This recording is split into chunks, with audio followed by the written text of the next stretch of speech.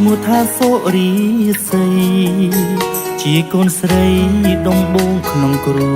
សារស្រឡាញ់ណាស់ប្រៀបដូចកែវនេត្រា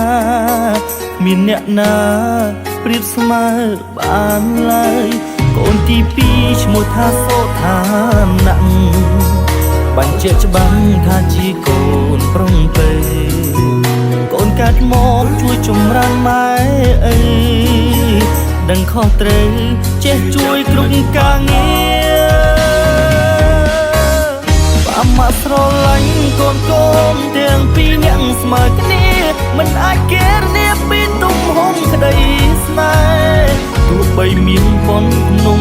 ក៏ខ្ញុំមិនដូរដែរចង់រស់ក្បែរមើលថែកូនមួយជីវិតបាម៉ាក់ស្រឡាញ់កូនដែររាសីនឹងខាងណាបាច់ជាច្បាំងឲ្យកូនបានដឹងទោះបីប៉ាធ្វើការរាងកាយសតែឆ្អឹងក៏ប៉ាប្រឹងដើម្បីគ្រួសារមួយនេះ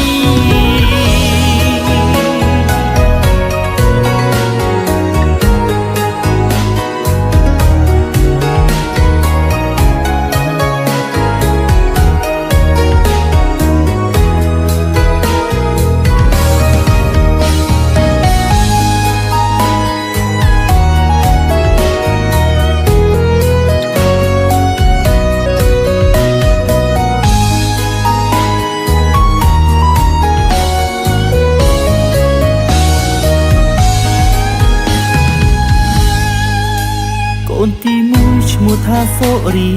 សីជាកូនស្រីដំបងក្នុងគ្រួសារស្រឡាញ់ណាស់ប្រៀបដូចកែវនេត្រាមានអ្នកណាប្រៀបស្មើ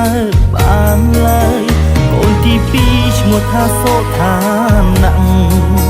បញ្ជាក់ច្បាស់ថាជាកូនប្រុងពេកូនកាត់មកជួយចម្រើនម៉ែអីដឹងខុសត្រូវ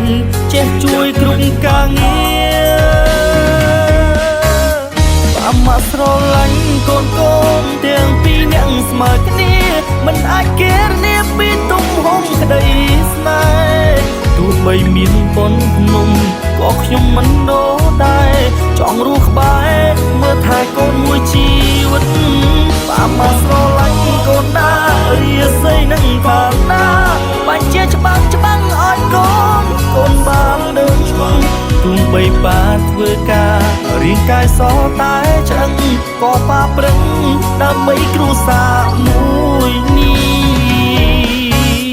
បាម៉ាក់ស្រឡាញ់កូនទាំងពីរនាក់ស្មើគ្នាមិនអាចកែគ្នាពីទំហំក្តី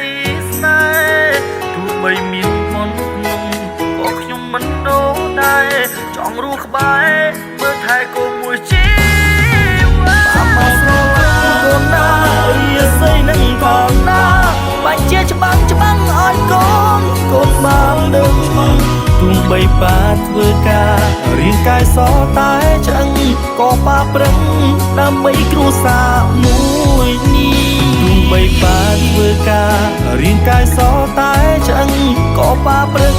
ដើម្បីគ្រួសារ